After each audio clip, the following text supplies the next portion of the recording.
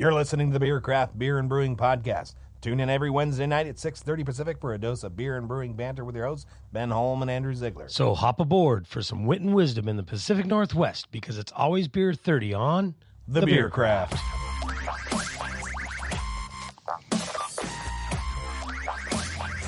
Welcome back to the Beer Craft Home Brewing Podcast. How the heck is everybody out there?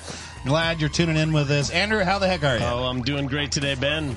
All right. Yeah. We're gonna. What are we talking We're about gonna pick today? up I right hear kind of you're where we thirsty. left off. We're gonna pick up where we left off. You know, we've been making a couple of beers. We got to do a stout tonight because only got through one fucking beer last week. It was a good one, though. It was a good one. Mexican Yeah, lager. I can't wait to brew that one up. There's a lot to talk about Mexican lagers. Yeah, I'm not Especially saying since it's I'm not not saying even we a talk style. too much, but I might talk too much. So tonight we're going to talk about stouts. We're going to design a stout here right on the show. Maybe a couple of variations. Yeah, we'll do some spinning. But before we can do that, I think we have to get in the mood. We have to. Are you thirsty? To set our palates right. I am thirsty. Well, you know what time it is. It is time. It is beer 30. Let's do this. We got a couple of beers. Appropriately, we're drinking stout today. All right, let me get to these. Oh, yes. There is a familiar label I see from across the way. The Sam Smith's oatmeal stout. Samuel Smith. This was... I got to say, this is probably like the second stout Are you going to risk it? Like a biscuit over there? I am going to do it. I'm going to do it like a grown man. All right. I think you want to pour your own beer. I do. I think you want your foam. I want to regain my control of my beverage. But this beer was like the second stout I ever had. Oh yeah, I really liked it, and I didn't. It tasted better than Guinness as far as I was concerned at that point in my drinking career. It's not as black as Guinness. It's all right. Almost close, really close. I thought it was just smooth and easy drinking. No, you can't really even see anything through there. That's dark. Cheers. Cheers. Let's shine this studio lamp brightness character. That is real dark. Pretty dark. It's and I love dark, at the bottom of the glass where you can see through the glass. It's kind of this really deep ruby. Well, that's part of it's interesting they bring that up because part of the marketing campaign for Guinness is, during their tours, like, did you know Guinness isn't even really black? It's ruby, right? Because like all fucking stouts are. Like you get into the darkest beers, and you shine a light through them, and they're going to be like kind of garnet and ruby colored. It was good, and that because we can't, that's the flavor, the colors we're going to get out of those malts are really, really just dark red, right? So dark. Old Brewery Tadcaster, the celebrated oatmeal stout. England. God damn, that's good beer. Samuel Smith's. This is a kind of a classic label. Been around for a while. You can get these guys at Hagen. That's where I bought it. That's tasty. The oatmeal stout. So it's definitely not as it's not as dry.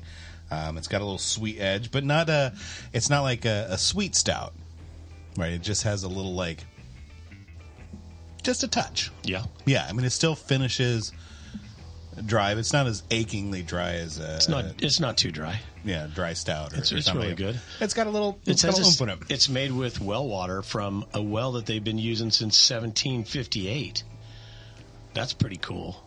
They've been around the block for a while. Oh man. The water system in the UK's have produced some interesting beers with. Really storied waters, right? The Burton upon Trent water. We discussed this before. That space was kind of a classic example of this. Really cool mineral content. It's makes for good beer. I'm really enjoying this. I don't have any hop aroma, which is appropriate. Yeah. Yep. Nope. Gosh, and you know what? If I got close to that, that'd be a pretty damn tasty beer. I'm not detecting very much hop flavor either. So it's probably most likely just a bittering hop, and I get more of a sweetness on that flavor. Yeah, I'm not getting too many late edition kind of influence. Yeah, now I've done that with my stout. I have toyed with the recipe, and I left out the 20-minute flavor hop addition, and it completely changed it. Yeah. Yeah, you could tell. I was like, no way. That's not the ox. Right. The ox had you got to brew that again because it's been too long. I need to come over. Yeah. Yeah, you do. Yeah, so you could, I'm thinking bitterness range on that beer. It's got a lot of flavor it's got to get through. So, it does. The malt profile, it's not sweet. It's not too sweet. Right. But there's definitely some sugars in there. So there's quite a bit of malt character. What's the ABV on this bad boy?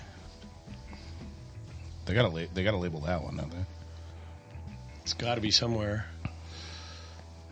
How'd they sell it if they can't do that? Yeah. Who knows? I can't fucking, Might be on the carton. I'm half damn blind anyways. I can't see shit. Best before see neck. Right, see neck. Yeah, it was in the neck. foil that we tore off of it. So interesting. Oatmeal stout. These are kind of similar to some of the lactose, the milk stouts. Milk stout, yeah, but it's not as sweet. Yeah, they're definitely, those were kind of a later, a little sweeter examples. But I think of them in the same kind of category in the stout. The oatmeal and the milk stouts. Yeah. They were both kind of advertised as Smooth really and helpful. silky. Well, also healthy. it's good for you. Oh, good, healthy. In fact, the Look at lactose stout, if milk you're a nursing in this mother, stout. you will be drinking lactose stout. Will make everything better For your for not only lactation. you but for your child. That will be great. Just ask us. We wouldn't. Speaking of lactation, no. in the Were we? Yeah. I made a visit to a friend in the hospital today, and Mike, if you listen out there, how do? You're looking good, man. But on the way in, there's this lactation pod, and you have to have a key code to get in there. Yeah, privacy. Yeah. I'm like, why don't they just call that like a mommy pod or something? Something, right? We all know what it is. Doesn't have to say lactation on there. I don't know. Yeah, it makes it real obvious. I mean, was it like you? Like a little like cubicle, like private cubicle kind of thing. Yep. Yeah. It was almost like one of those photo booths. You jump in and do. Interesting. Yeah. So you get a little bit bigger would they than that, wheel but- it around, and it was a mobile or modular kind of. Yeah. Okay. A little module that they set in the hallway there somewhere they had space. Well, hey, that's that sure does beat being sent off to the bathroom. That's funny. I remember in restaurants being sent to the hearing about ladies What's getting wrong sent with- to the bathroom What's to wrong feed their with feeding child. your child in public with a blanket we're not on? gonna- yeah. Nobody cares. Nothing is wrong with it. Is what Yeah. the problem is. Yeah, That's the way it should be. I mean, look at nature. I mean, Yeah. yeah, the kids hanging from the boobies. Nobody cares. Well, back to the beer. Yeah, but they did advertise these Back to the beer. for nursing women as as a healthy restorative. And Hey, has there beer ever is a been healthy restorative. Has there I ever agree been with a stout, a milk stout made with mother's milk?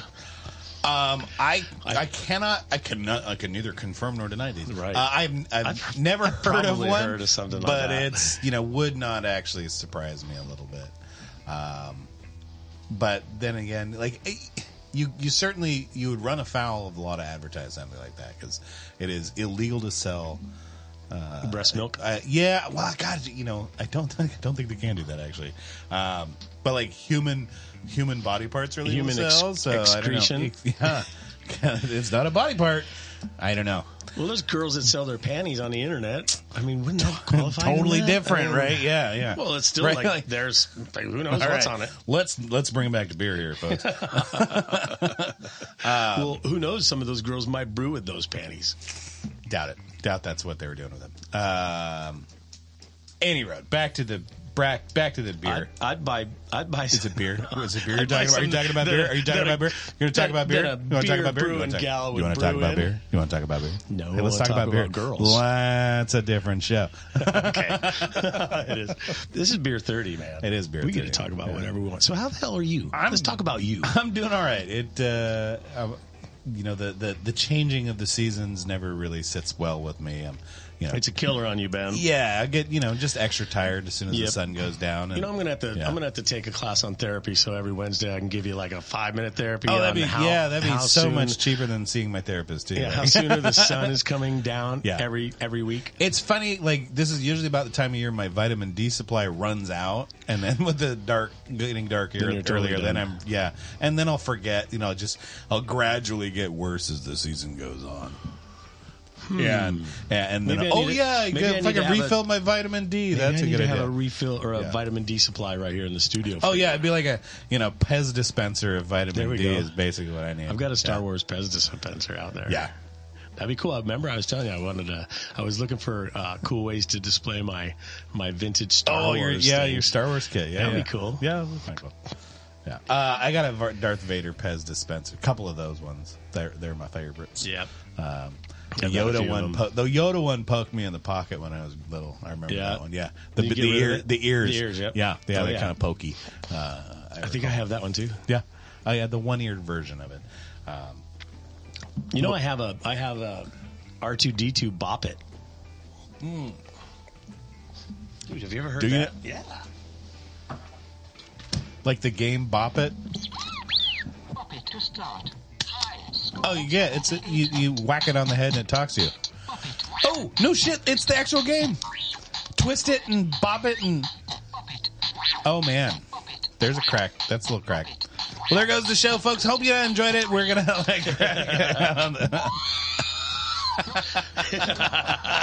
I love that thing. It's cool. Yeah, that's pretty good. Yeah, it sits on my desk. There you go. It's a good I just have more Star Wars stuff that I need to display. Yeah. Things from my childhood that... The things from my childhood are like put away. Yeah. They're put away. Like I have a lot of Star Wars stuff. As fuck. Yeah. I have a lot of Star Wars stuff. Did you get into the action figure, the toys? Oh yeah, action figures. My gosh, when I was little, I actually got action figures. I got, I think, a Stormtrooper, and I don't know which Imperial soldier it was in A New Hope, the guy that did the handle for the Death Star when they launched and powering up the Death Star, blew up Alderaan. Yeah, that guy right there. He had like this funny helmet, and it was like flat on one side. Yeah, it's kind of like a bicycle racing helmet. Yeah, and a gray suit and boots. I got that action star at the very first Star Wars show at the Cine Capri in Phoenix, Arizona, in 1976. Nice. Or was it 77? It was 77. Seven. I was getting confused about that. I was not quite old. I was not alive yet, but I remember. My dad took me. I remember when Empire came out in '84. That was a major deal. They re-released New Hope and were they running them? Yeah, Empire Strikes Back. Yeah, simultaneous. Yeah, so they reran the first two films ahead of Empire Strikes Back. Okay, yeah. Yeah. Well, Empire Strikes Back was like another 4 years. It was like 80. It was like 84 or something. Was it 88? I don't know. 70. Yeah. See, I used to know those things. Yeah, I don't know the years. Yeah. Who knows? Yeah. But I remember I was in Flagstaff with my cousin and my little sister, and we saw it on opening day in Flagstaff. Yeah. Heck yeah. I think I saw all of them on opening day. And yeah, after my dad brought me that first one, I was just hooked. I went, what is this, Dad? It's just about the best thing. Yeah, I remember my dad taking me to Planet of the Apes, too, in the theater. Yeah. I mean, that's like 74 or 5. You're old as fuck, man. Yeah, I am. I'm a little old. Oh, that's good beer, though. I got my AARP card today. I'm like, what in the hell? You know, my oldest daughter has her AARP. Yeah. Anybody can do it. Anybody can get anybody it? can get it. Oh, you don't have thanks to for making actually me feel so good, Ben. I appreciate anybody that. can do it. You're not special. Fuck you. You're not even retired. I want to be old. You're not fucking anything special. Well, I got my home assessment right. Oh man. And it's like, hey, as a senior citizen, you can qualify for blah blah blah. I'm like, all right, quickly turned it over. What is it? 61 years old. Dang it! Got a minute. You got a minute. Wow. Yeah, I got a while. Darn. Yeah, we got our assessments too, and I'm, you know, for the building we put new windows on it. You know, apparently that is hold on. worth $300,000. Your window was broken by a driver. Right, I'm a victim. And now you had to replace it. And now they're saying, "Oh, you now really you get to made pay. it nice." Now I get to pay for fucking $300,000 more in taxes because I did this $60,000 improvement that I had to do because some fucking kid blew it up. Yep. Drove through the window. Oh God. So we're gonna have words about that one for sure. Well, I think that's going to be about a wrap on I'm not done Beer with my beer 30. yet, though. I'm not either, but we're going to take a little pause. We're going to pay, go pay some bills. Hey, I got like 5 with minutes. some The news is sponsor coming. information. Yeah, we got the news coming. News is coming. So we got a minute. time to drink this beer. We'll finish this beer it. when we get back. We're gonna start building stouts. right. So stick around.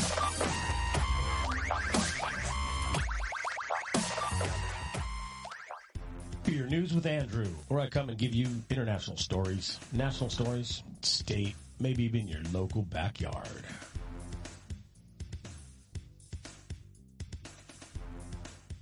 All right, hopheads, here we go from Mumbai to Milwaukee. The world's home brewers are raising the bar. 3 stories, 1 movement, infinite flavor. In 2025, home brewing isn't just surviving, it's thriving. From India's bold lagers to America's national medalists and Wisconsin's heritage-inspired ales, brews around the world and the globe are turning passion into pints. This isn't about big brands. It's about big ideas, local pride, and the craft of connection.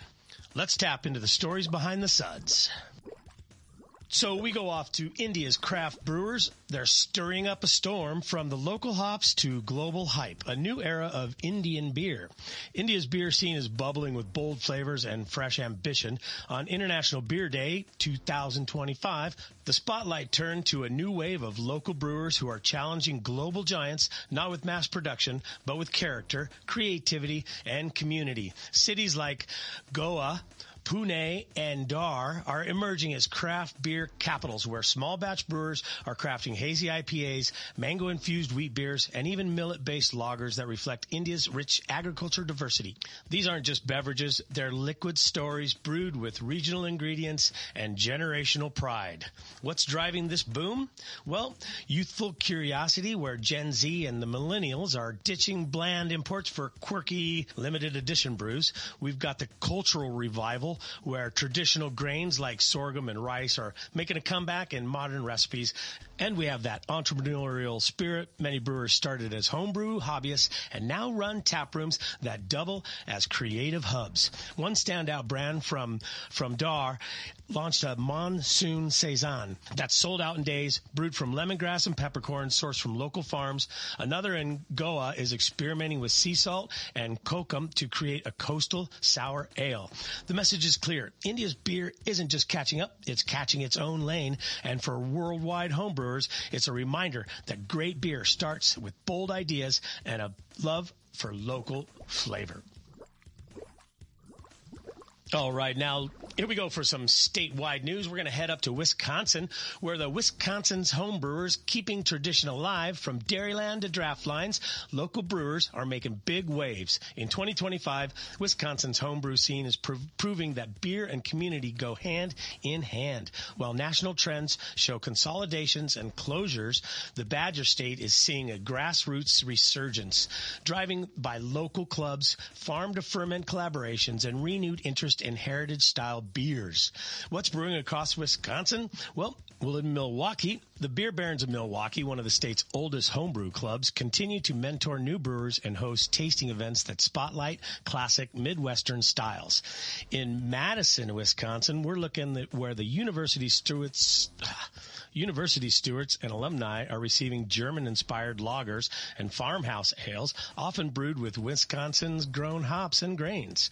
La Crosse and Eau Claire, 2 small towns, are embracing community brew nights where neighbors share recipes, they swap ingredients, and they co-create seasonal batches. Trends to tap into here: there's a heritage revival. Brewers are digging into family recipes and ethnic traditions, from Polish smoked beers to Scandinavian juniper ales. Sustainability brewing: many home brewers are sourcing ingredients from local farms and using repurposed equipment. collaborative culture. Clubs and co-ops are fostering a spirit of experimentation, education, and inclusion. And one standout, a Green Bay brewer created Tailgate Triple, if you want to call it that, a Belgian-style ale brewed with Wisconsin honey and aged in a Lambeau Field-themed barrel served at Packers watch parties. Nice. I love football beer. Why it matters? Wisconsin's brewing culture is deeply tied to identity, tradition, and pride. Homebrewers are preserving and evolving that legacy with creativity and community spirit. The state's model offers a blueprint for resilient, locally rooted in beer culture. And the final pour tells us from global grit to heartland hops, the 3 stories, one truth. The beer spirit is borderless. Whether it's a rooftop saison in Mumbai, a medal-winning mead in Minnesota, or a honey-kissed tripel in Wisconsin, one thing's clear. Homebrewing is more than a hobby. It's a movement. It crosses continents. It crosses countries. Brewers are turning kitchens into laboratories, garages into tap rooms, and traditions into taste. This isn't just about beer. It's about resilience, creativity, and the connection it brings. It's about the people who stir and ferment and pour with a purpose. It's about the stories we tell behind every sip we take. So raise your glass to the brewers who dare to dream and to communicate that drink all in one. Because wherever there's a kettle and a vision, there's a beer worth talking about.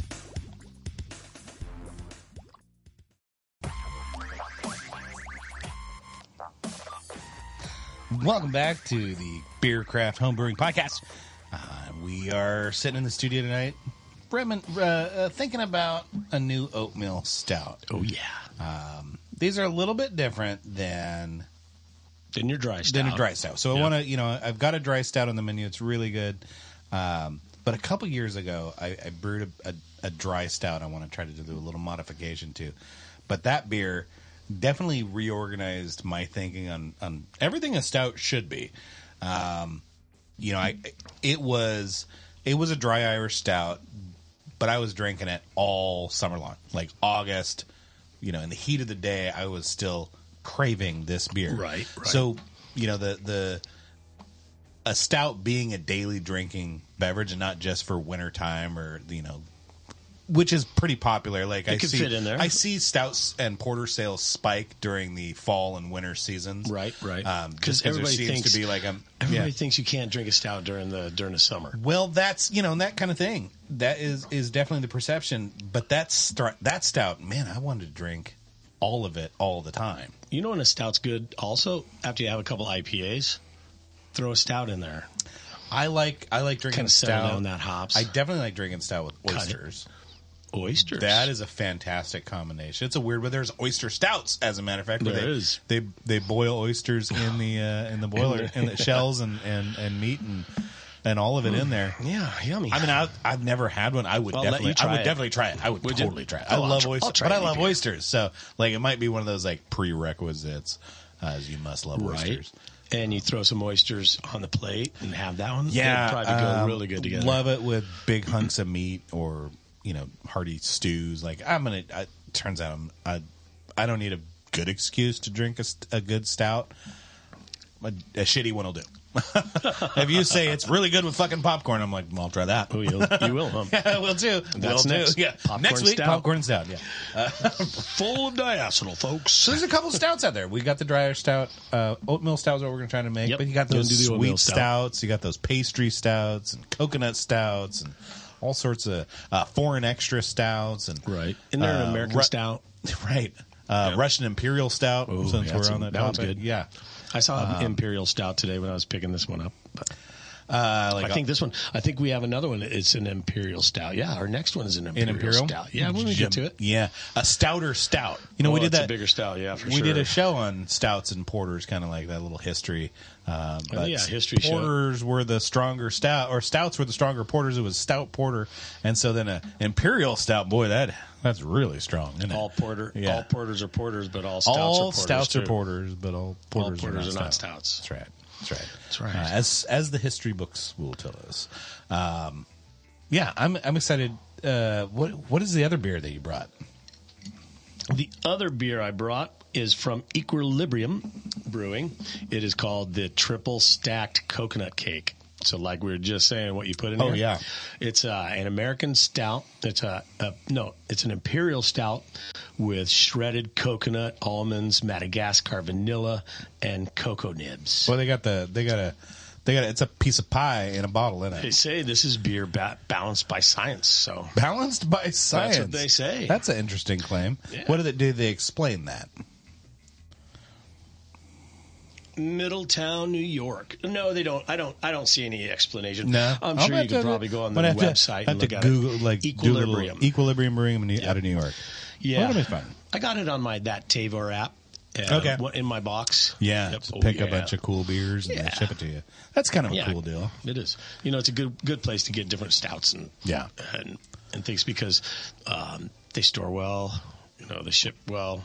That's nice. That's nice. I mean, like I did see the packaging, and it was a easy. That was a nice looking presentation. Looks Yeah. like your beer didn't. It all traveled intact. It did. It wasn't. It was packed well. They that did was pack it good. That's They had always a it had these concern. little like thin. They have like a line of it's like not bubble wrap, but it was about like long strip of like 12-inch plastic by like 24, Yeah. and then it had little veins on it, and then you could blow in the end to puff up the little They took pockets. up, So took up the spaces yeah, in it's between. almost them. like a little what do you call those? It was like the pops. Reebok shoes. You got to pump them up. Yeah, pump it up. Yeah, right, and then you can yeah. pump up whatever you want. Yeah, Reebok Yeah. with their pump shoes. Yeah, so they did a You good- bastards. great With your job. marketing, with your pump shoe that I had to have in the 6th grade. You hear about that robotic shoe they're making or something? Oh, they got a like robotic shoe? that? Yeah, it straps to your calf now. It's supposed to help you like raise up. when Oh, you're it's like a little rocking. exoskeleton Yeah. shoe. Kinda I like would that. I would do that. Yeah, I've seen some of that stuff. I cannot so- wait. I cannot wait till we have those robot suits. Yeah, we're divulging. We're diverging. We're tangentially talking about other things. Let's get back to beer. We always do this. Yeah, But yeah. all right, but so oatmeal stout. oatmeal stout. What makes an oatmeal stout an oatmeal stout? It's easily the inclusion of Oatmeal? either oat malt or flaked oats Yep. in the brew today. The additions of oats. There's not a lot of distinctive flavor profile to oats. Not Oats really. are really mild. Really mild. Even malted oats. They are taste like pretty whatever mild. you put in them. Right, but they do have higher protein contents, which will kind of round out your mouthfeel, like Make it soft and soft, smooth silky. kind of thing. Yeah. Yep. Some oatmeal stouts can be sweetened with lactose for the little bit of that edge. Generally, you can get some of that sweetness with mash temperature. Favoring Right. a little higher mash temp to get malt sweetness, unfermentable sugars Right. out of it. It depends on what kind of a sweetness you want to get. Because if you're going to add lactose, you're going to get a certain type of a Sure. sweetened Yeah. flavor. If you It want would pair well with the oats, though. Like kind of could. both are Yeah. soft and. But if and, you want a little sweetness without that, you could just adjust your hop bittering units. Yeah. Yeah. So well balanced bitterness on this, and the Sam Smith example, only it drank more like probably 20, 25 range, but it could have been as high as A like little 30. lower. It could have been 30 Like as well, just because there's so many the flavors. amount, right? Yeah, The amount. I It's think- still sweet to me. Yeah. This thing is really sweet to me, and I can't. Maybe the next one's going to be even sweeter. Oh God, I bet. It says sweet stout on the label, doesn't it? I'm does. looking through a glass of beer. I can't All right, really so do it. am I going to start with, say, my normal stout recipe? Maybe a dry. Am I going to start with the same grain bill as my dry stout or my American stout? You certainly could, and fart around with the maybe the mash temperature and add some oatmeal to it. Yeah. Um, Well, when if we you- fart around with the if you- mash temps, this is going to give the mouthfeel. Because I gonna think give that's them a I think mouthfeel. I think that mouthfeel impact is kind of one of the hallmarks of say an oatmeal stout. Could be. Apart from having oats in it, Right. but I've seen oatmeal stouts made with just lactose, but labeled as oatmeal stouts because they were smooth and slightly sweet, and so it didn't even have oats in it. And they called it a fucking oatmeal and here stout. we go. Yeah. Oh, whatever it tastes like, that's what I'm naming it. Yeah, that's a thing these days. Just looking at the oatmeal stout recipe and like brewing classic styles, Yeah. Jamil's, it's like, yeah, it's just lactose. I Okay. mean, like, So You're but gonna called play an oatmeal stout. You're going to play So. around with your mash temp to Right. get your mouthfeel, to get your body, because And the inclusion of stouts- a pound and a half. Stouts of are oats. all over the board when it comes to mouthfeel. You got your Guinness. Your Guinness is as thin as a lager. Yeah, and it's by design that dry stout is Being thin, it's going to help. Yep. Yeah. And then you get the big stouts. Imperial stouts are really kind of sweet and thicker, so they're mashing higher temps. So I'm thinking this is and one of the ways we can do that is just by having like higher gravities. Your dry Irish stout is 4 to 5% is or even less for some of the export marketplaces. Particularly Guinness is not a very strong beverage. 4.2 or 5. And that's just the U.S. version, right? They have a different, it's different in Ireland. A little bit lower in Ireland. It is like 3.8 or something like that. So 3.2 beer. but I think a 5.5 to 6% target gravity would balance all the things we want. It would give us enough alcohol, enough body, enough mouthfeel. We can easily get a smooth finish without fapping about and too then much. when we hold that range, it kind of holds true to some of the other recipes that we may have brewed. Mm-hmm. I'm not going to have to change very much when I brew this beer. Right. Change my mash a little bit, but not much. So it kind of keeps me in line with some other beers that we've done. I don't have to change my procedure or all that. Yeah. So 9 pounds, 9 I can to 10 expect the pounds same ish measurements and it's gonna fit in your kind of it's gonna be in your comfortability zone. So I'm thinking like 9 to 10 pounds of base malt, and I think in English. Maris Otter, Golden Promise. I'm a big fan of Maris Otter. Yeah, and that's probably what I'll lean into. If not, I'll do like a half and half, like Maris Otter and Two-Row, just to mostly economics of that. Like domestic Two-Row's inexpensive compared to Maris Otter. Right. What's the price point? Is it twice? So we're like, it's probably about 50 cents more a pound for the exports or the import so stuff. that's 1.5, something like that. Well, these days, like my Two-Row's 180, so you get into like $2.15 for a pound for some of the these days. Used to be $1.50, $1.50 for Two-Row and Maris Otter kind of thing, but those days are behind Long us gone. a little bit. So it's a little bit more money, and just bringing it into the country, right? It's got to travel over the Atlantic and then all the way the fuck over here, right? It's got to cross a whole goddamn continent just to get to us out here in the Wild Wild West. Yep, on a plane and on a train. Yeah, On a ship. And Yeah. then, and then a train. Yeah, probably not a plane. so I think 2 pounds of flaked oats. I think Like that's if I want fine. to turn up the volume, that'll on be that, that'll be a nice addition. yeah. 2 pounds. Yeah.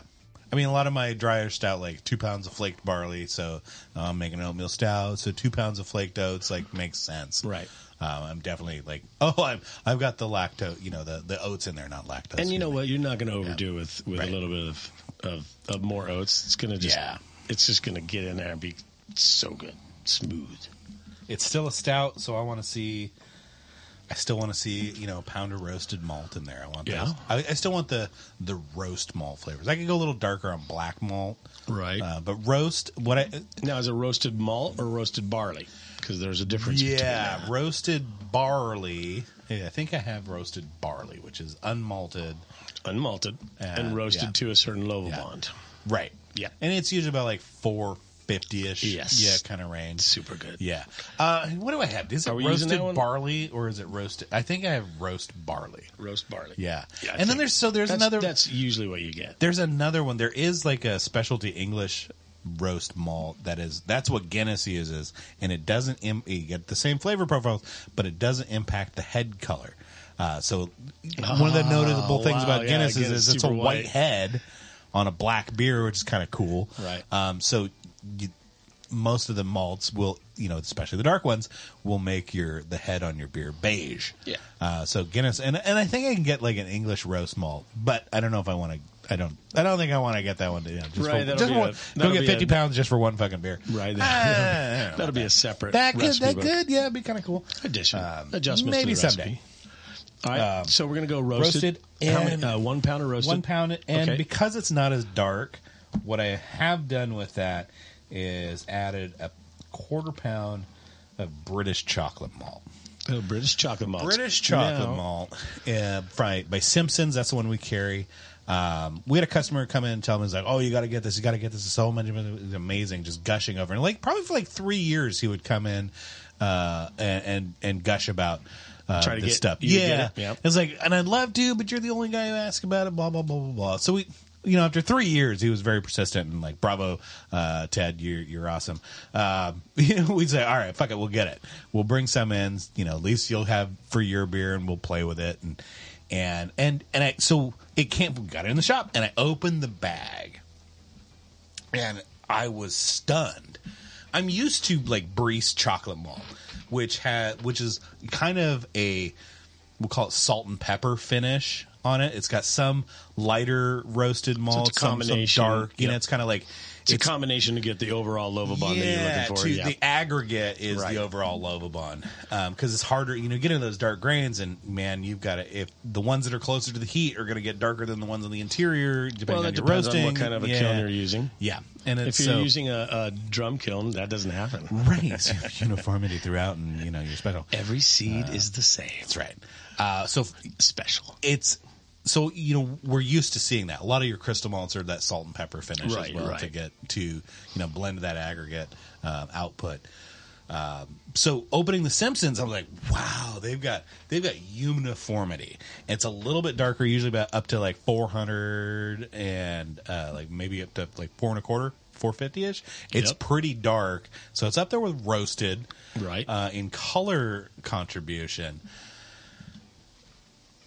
But I tell you what, like with a crystal malt backbone or something, a higher mash temp, when you have enough malt sweetness or crystal malt, the chocolate flavor on that chocolate malt is vastly superior to the domestic. The domestic stuff, I don't even look for chocolate in it. That's like, it's basically like a lighter roasted. Right. Like I get more coffee kind of tones out of it, the chocolate malt. Because you're getting some that are darker, some that are lighter. The Simpsons, the Simpsons, it was like a 90% cacao chocolate bar. It was hot, which is where I like things. 90 and above. Maybe we should save that for the breakfast stout version of this. I put it in all my stout. I put it in all my stouts and powder, stouts and porters. Quarter pound, very good. Quarter pound, just like a little bit of addition. It bumps the color up a little bit because it's roasted. It's about 3 to 385 Lovabond on there, so I get a little more deeper color.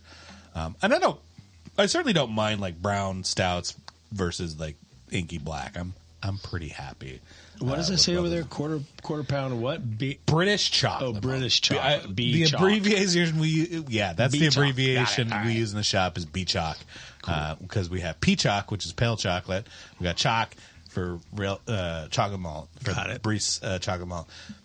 B-Choc for British chocolate. We also have we had D-Choc. There was a darker chocolate malt. I think Thomas Fawcett put one out for a while. No longer available. Yeah, $5.50. It was crazy. Don't get that one anymore. But we got Choc Rye and Choc Wheat. So lots of different chocolate. A lot of choc. Yeah. Cool. We got to differentiate somehow. All right, so we're going to throw some Black Patent in here. Oh, I just opened a beer. You just opened the beer? Well, you didn't pour any of the beer, which is the really, really important step right before drinking it. Hello. Oh, my word. Oh, that's inky. That looks thick. Here, we're going to drink this a little at a time. A little bit.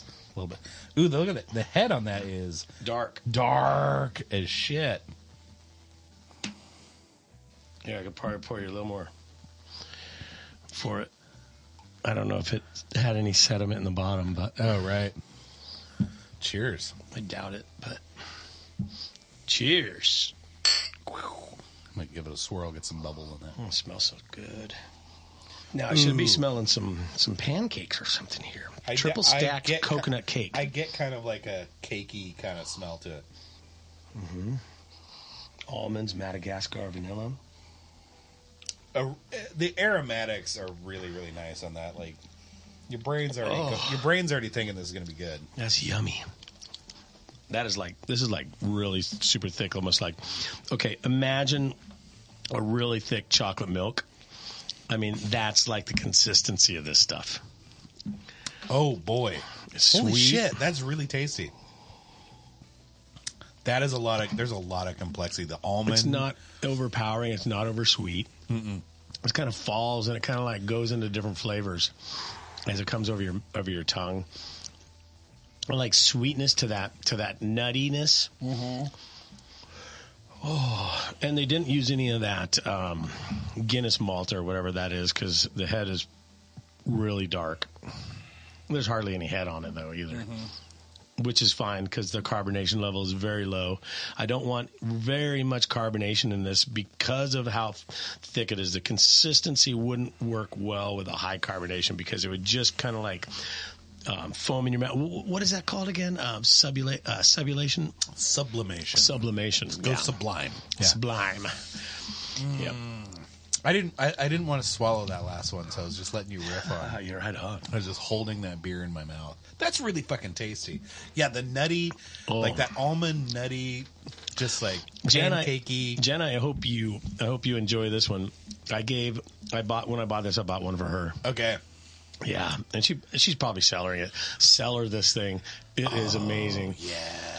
Yeah, I don't know. I might have to get on there and see if I can grab one for the Homebrew Club holiday party. We do a gift exchange. Ooh, this would be a good one. That would be a good one. I don't see when it was made, but it's not even like it. Even if it tastes that good fresh, I mean, it's got like some of the characteristics, like in terms of mouthfeel, a lot of the characteristics of some of your barrel aged right product. Right. But not quite that barrel. It's got that richness of those barrel aged. God, if they did a barrel, I probably wouldn't barrel age this one. No, because of the coconut. Yeah.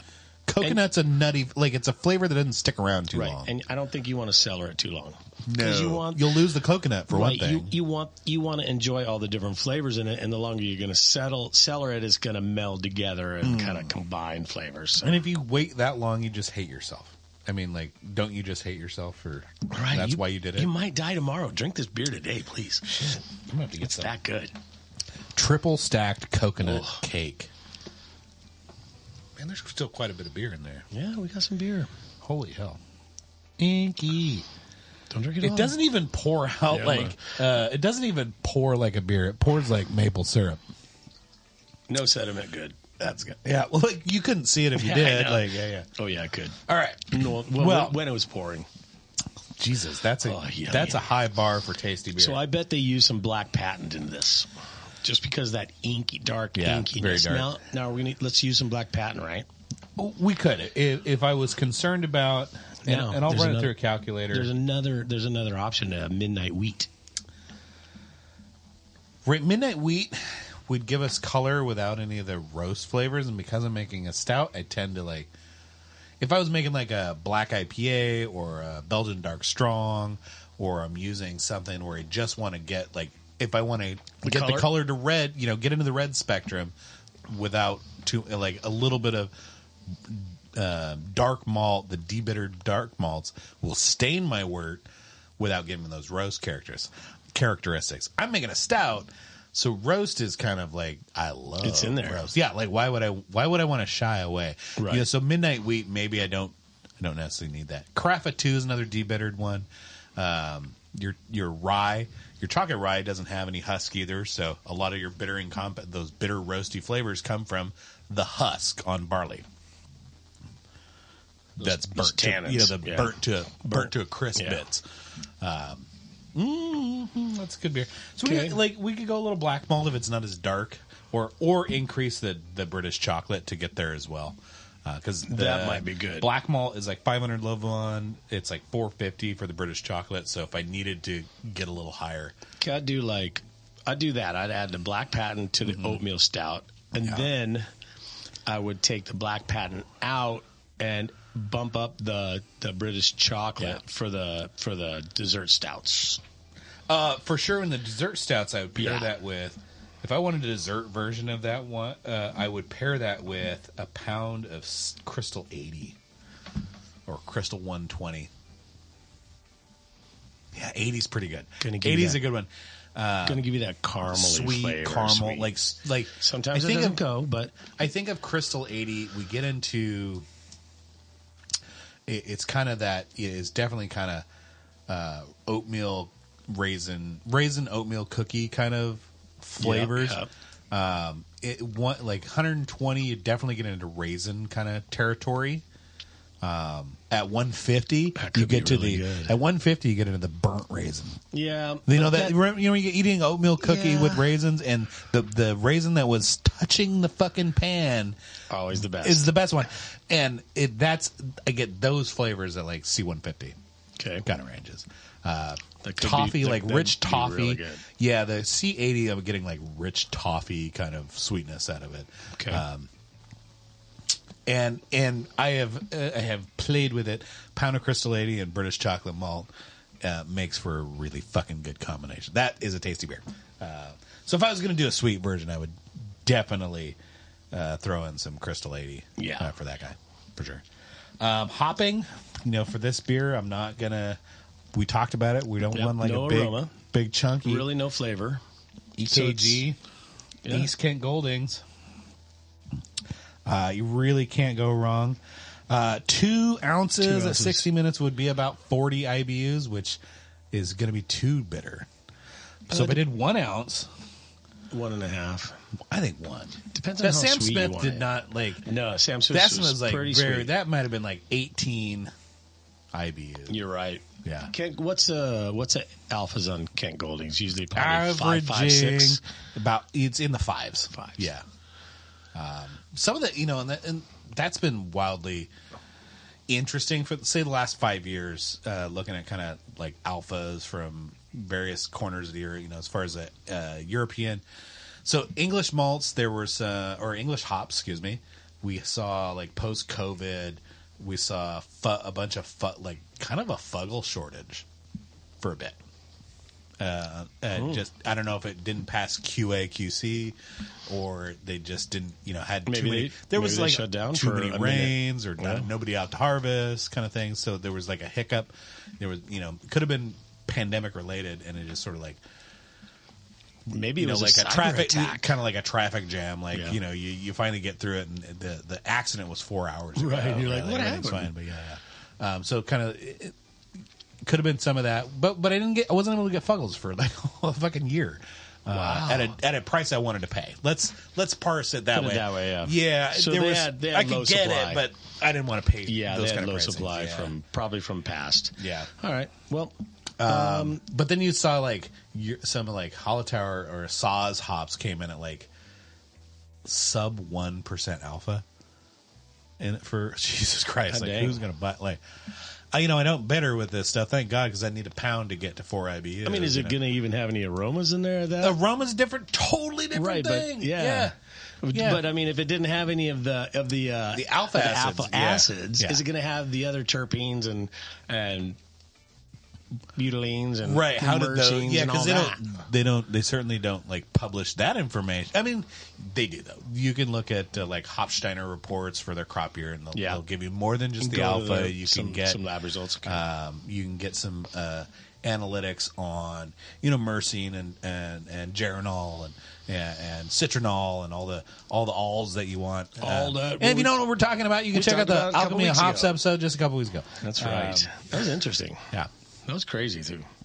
it was fun. Everything we don't know about hops. Anyways, okay, so we're going to use one I think Kent 1 Goldings. ounce. 1 I ounce think of that's Goldings. it. I like Goldings. I mean, it's kind of You classic. sell I it by could go the pellet? Puggle. You I sell could it by go the pellet? Willamette. Yeah. Do you sell it by like the weight, or do you just can you sell it by the weight? I have 1 ounce editions. Like what if somebody wanted to come in and goes, hey, can you give me 1.25 ounces of that? Then I'm going to sell you 2 ounces. Because these days I buy hops prepackaged at 1 ounce in 1 ounce intervals. Oh, got it. Yeah, Okay. we used to pack our own hops. That's right. We and talked we about would this try before. we would do our best to keep them nice and fresh. We'd only produce a couple weeks at a time Right. worth of inventory. Right. So they'd always stay You're fresh. getting oxygen But I and- didn't have like yeah. a way to like purge bags, and there's no small scale weight based packaging, Right. loose packaging options out there. Until you get into like, oh, you want to just throw a 44-pound bag in here and call it good, but 44 Right. pounds of Fuggles is going to take me 10 years to fucking sell. And 5 years to separate. yeah. All right, so that's all we're going to do then. So 1 Goldings, ounce of yeah. Goldings at Goldings, bitter. I think then the yeast question, right? Right, and that's something that the home brewer can decide upon. Right. Are you going to give suggestions? Absolutely. I mean, you can't go wrong with 1084. Why use 1084? 1084. It is the Irish ale strain. That is great. It is fantastic. Now It is really that's good beer. a little bit more floral, a little sweeter. It offers a little bit of that. It does. That sweet bite to it. Yep. Where like if you're going to use a 1056, 1056. 1056 would be great. It'd be though. great, but it's different. It's a make a beer. different flavor. Yeah. It's a drier. It's a drier. Yeah, flavor. it's got a little 1084's got an ester profile that it's kind of unique. There's not a lot of there's not a lot of other yeast that quite live there. Right. And if you use not that, available in dry formats. no, So. but if you use that yeast, just remember that you can harvest it and use it for other beers. Yeah. Yeah. Yeah, it'll make other than dry stouts. Yes, it will. I've done Irish Reds with 1084 as well. But you could do a host of English tradition, or UK tradition beers with that ale yeast. It's pretty versatile. Experiment on your own. Yeah, it would be fun. Because I used it on a non-English beer. I would do an English IPA with it. That'd be kind of fun, or an Irish IPA. That'd be fun. I think I did You could that. taste the leprechauns. Yeah, I think I did that once. It was. I think it was good. Yeah. Yeah. Yeah, I mean, better than Harp Lager, Man, right? I've tried I've never. all kinds Every of time I've had combinations. Harp, it's like oxidized as fuck or diacetyl bomb or something Yeah. like. Oh, we have it on draft. Yeah, Man, how many now- years you clean that? Now I'm having flashback heartbreak, and my God, I don't have my recipe book anymore. That's heartbreak. That is sad. But Steady I Born- mean, I have my recipes, but if I was way going, back when, like any English ale yeast would be on par, like a Nottingham, a Yeah. Windsor, from Danstar or whatever else call it. But like your English 1318, if you're going for that sweeter finish, 1318 that's London Ale 3 would be is this a dry yeast or liquid a from liquid White yeast? Yeast, Okay. yeah. That would be a fantastic one. 1098 from White Yeast would do it. 1098 tends to be a little drier finishing. English ale strain. But that would be fun. It would be delicious. So mash temperature. So we're talking about fit and finish. If I'm going to use a highly attenuative yeast like a 1098 or gonna dry it something, out. then I'm gonna I would probably want to mash this guy 154 even. I want to make sure I got a little body Right. to this. And we got the oats is going For to the round out oatmeal. that the texture, but I want to make sure there's enough of it to stand up to all the other cool flavors. Oh, I love it. And you know what? I like thinner body on my beers. I mean, Which is usually in not what general. we're drinking right now. No. This is thick and jammy. This is not my beer. Yeah, it's Nigerian. Yeah. But when I drink, like when I make my beer to drink, like a all the time drinker, Right. I tend to make my stout a little like lighter in body.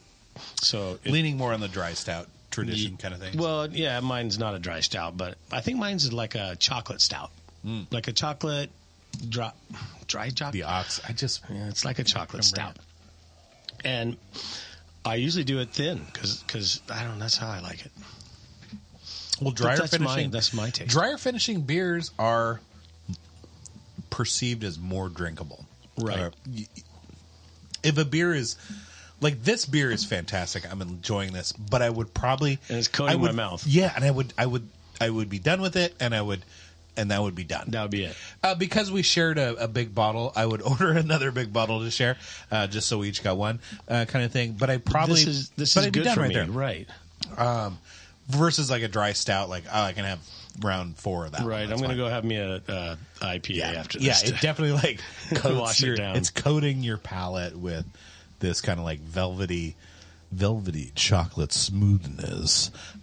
It's so kind of like thick. Barry White of beer, right? Like it's. I mean, no, this is very like good. This is like chocolate milk. When you make chocolate milk yourself and you just squirt that Hershey bottle just like too much, and that milk This is like thick. chocolate milk Oh, with bourbon in it. Oh my God. It's really good. It doesn't have. This is not like a Irish or a whiskey finish. bourbon, coconut, Although, cake, stout. God, a depth charge of like a. I wouldn't do Jack Daniels, but maybe a Basil Hayden. That would be like. The Pendleton True Western is. Have you had that whiskey? No. Do Yeah.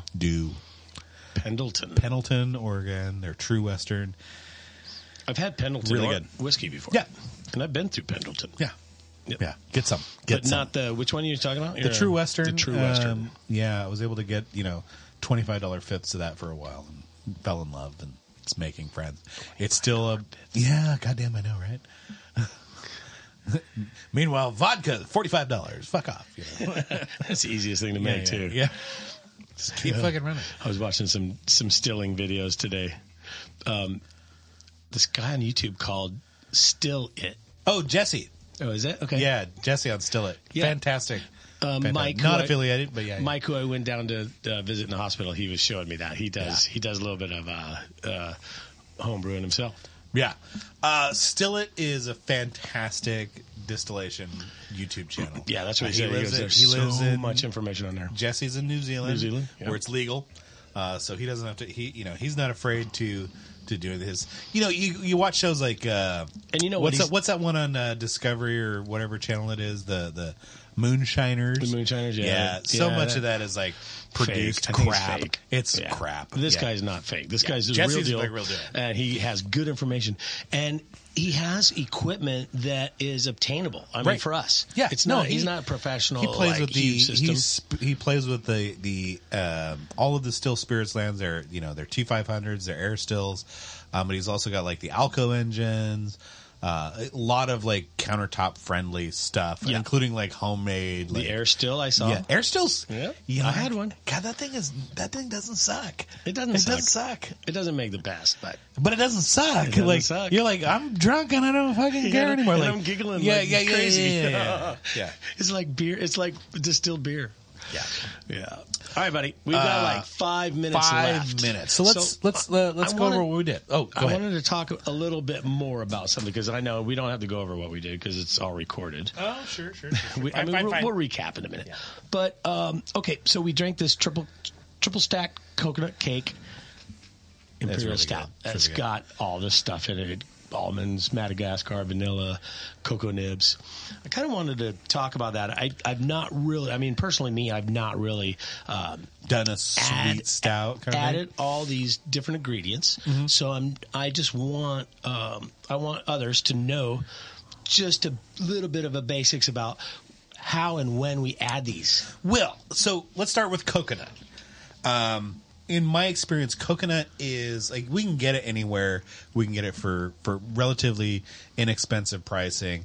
I like to toast my own coconut, so I'll buy the plain unsweetened coconut. And that's the thing. I don't want to, unless I'm making a sweet stout. If I was making a sweet stout, I might not Toast it. I might not shy away from the sweetened coconut because I'm already making a sweet stout. Right. But it's all got to fit in the matrix. I don't want to go too sweet, so I have to temper that. Right.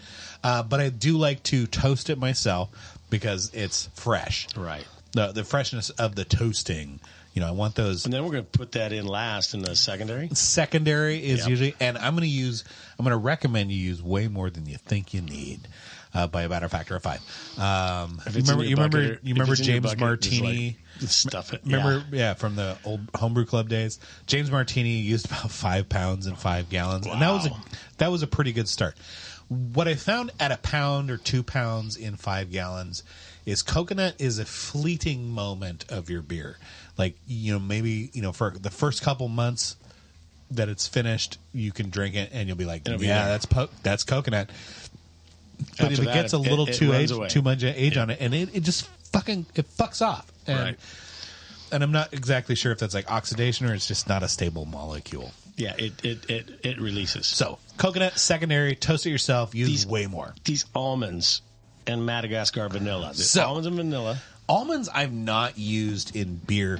If I want almond this in a mash beer, thing? I might just use an almond extract.